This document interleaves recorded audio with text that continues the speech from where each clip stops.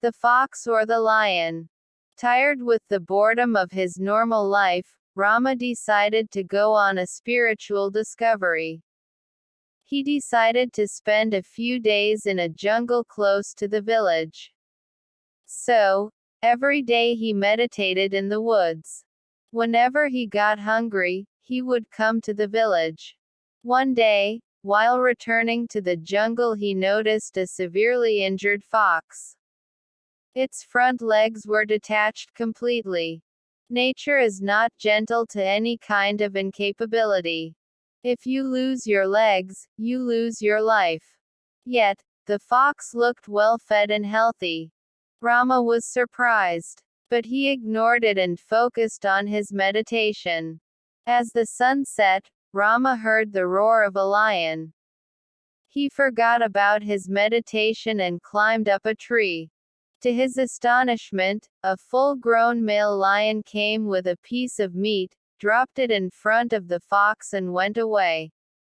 Rama couldn't believe this. If furious lion is feeding a crippled fox. Next evening, the lion came again with a piece of meat, dropped it in front of the fox and went away. Rama took this as a message that God was sending him. He had his own interpretation.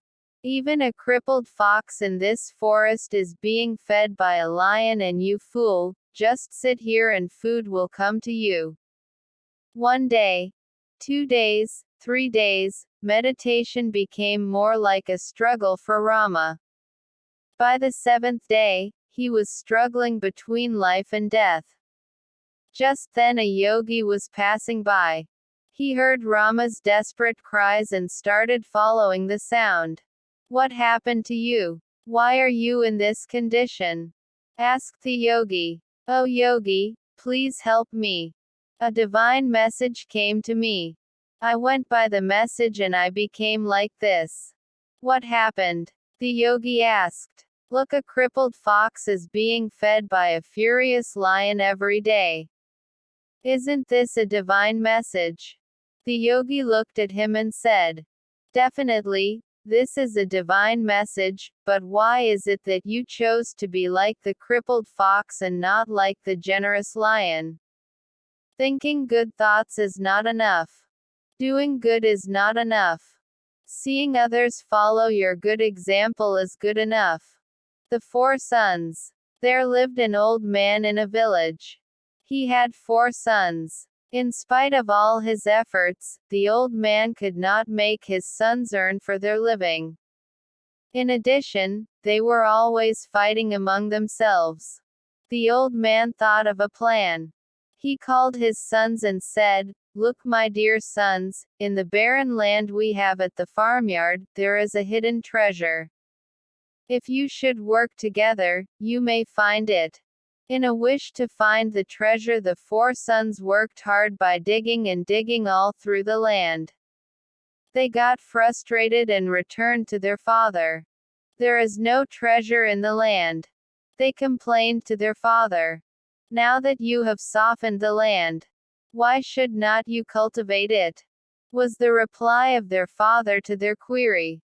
Off went the sons. Soon the whole barren land was rich crops. This is the real treasure, my sons, said the now proud father. Hard work always is fruitful. The quarreling sons then on lived in harmony and became rich soon. The foolish fish. In a huge pond, there lived many fish. They were arrogant and never listened to anyone. In this pond, there also lived a kind-hearted crocodile. He advised the fish, it does not pay to be arrogant and overconfident. It could be your downfall. But the fish never listened to him. There is that crocodile, advising us again, they would say. One afternoon, the crocodile was resting beside a stone near the pond, when 2 fishermen stopped there to drink water. The fishermen noticed that the pond had many fish. Look, this pond is full of fish. "Let's come here tomorrow with a fishing net," said one of them. "I am surprised we have not seen this place before," exclaimed the other. The crocodile heard all this. When the fisherman left, he slowly slipped into the pond and went straight to the fish. "You all had better leave this pond before dawn. Early morning those two fishermen are going to come to this pond with their net," warned the crocodile. But the fish just laughed and said, "There have been many fishermen who have tried to catch us. These two are not going to catch us either. Do not you worry about us, Mr. Crocodile," they said in a mocking voice. The next morning, the fishermen came in threw their net in the pond. The nets were big and strong. Very soon all the fish were caught. If only we had listened to Mr. Crocodile. He had only wanted to help. For our arrogance we have to pay with our lives, said the fish. The fisherman took the foolish fish to the market and sold them for a good profit. The donkey and the horse. Once, there lived a washerman named Weimer. He had a donkey and a horse. The donkey carried clothes to the pond and back to his house. The horse carried Weimer to the market and back, occasionally. The donkey worked much harder than the horse. On a bright sunny day, Weimer was going to the pond with donkey. He took the horse along to give it a drink of water. The donkey was carrying a heavy load of clothes. The horse was carrying nothing. The load was unusually heavy and the donkey's back was hurting. When the pain became unbearable, the donkey said to the horse, "This load is too much for me, brother. Please take some of this load on your back." The horse replied somewhat rudely, Why should I? I am here only to carry our master to the market." The proud horse continued on his way. The day was getting hotter as the day went on.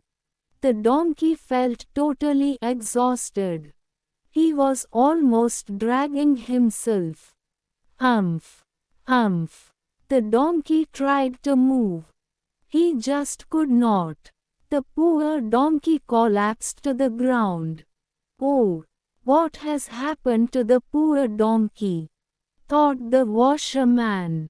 Immediately he took the load off the donkey.